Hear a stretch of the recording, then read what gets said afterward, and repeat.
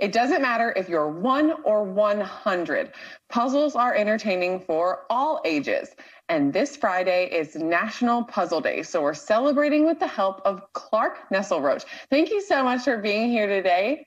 So nice to be here. Thank you. Yes. So it does seem like we all have a bit of a renewed appreciation for puzzles because so many people flocked to those puzzles during the stay-at-home orders and quarantine. They were like a little safe at-home activity. I know they were flying off shelves and impossible to find on Amazon.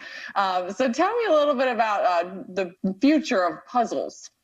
Well, I think it's maybe not about the future, but about what they hearken back to is like there's something in our primal DNA that makes humans love to puzzle. And I found it so interesting that when faced with this kind of existential moment back last spring when the lockdowns first began, we just saw consumers gravitating toward puzzles in a way that you can't imagine. And they're awesome for kids. What kind of lessons are they learning when kids are doing puzzles?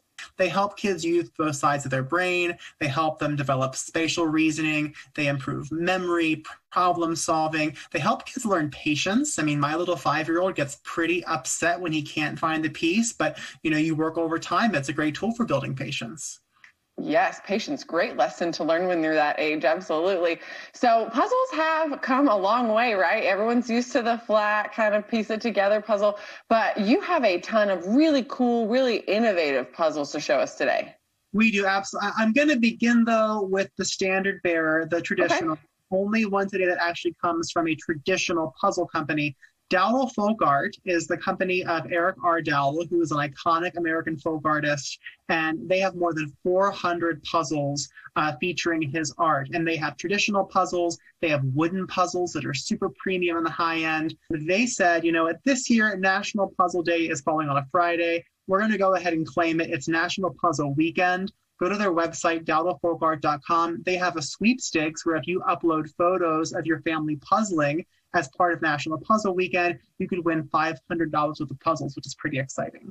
But then Haba, which is a really well-known brand that supports kids from birth, 1, 2, 3 years old in their development, they have a Counting Friends wood layering puzzle that's made for kids 1 to 5. And it's baby's first puzzle. It's super colorful, but it teaches you numbers and colors in the form of a puzzle for kids as young as 1 year old. And then Plus Plus, they have a big picture puzzle. It's a 3D puzzle. It enables kids to work on color matching. It comes with flashcards that actually prompts kids with the cards to make these color and shape matches. Lastly, I Play, I Learn. Go to iPlayILearnToys.com. They have a wooden solar system jigsaw puzzle. It's just 48 pieces, but as they're doing it, they're going to learn about the planets and the solar system, which I think their teachers will be happy about as well. Yeah, it's really cool when they can learn and puzzle at the same time, kind of double duty there. So is there kind of a fun or creative way maybe we could celebrate National Puzzle Day? Make it a weekend event. See how many you could do during the weekend. And if you upload the photo with Dowell Folk Art, you might win. That sounds like a ton of fun. So many people have binge watching marathons. Why not have a puzzle marathon this weekend? And don't tell anyone. You can kind of do both at the same time, which is really fun.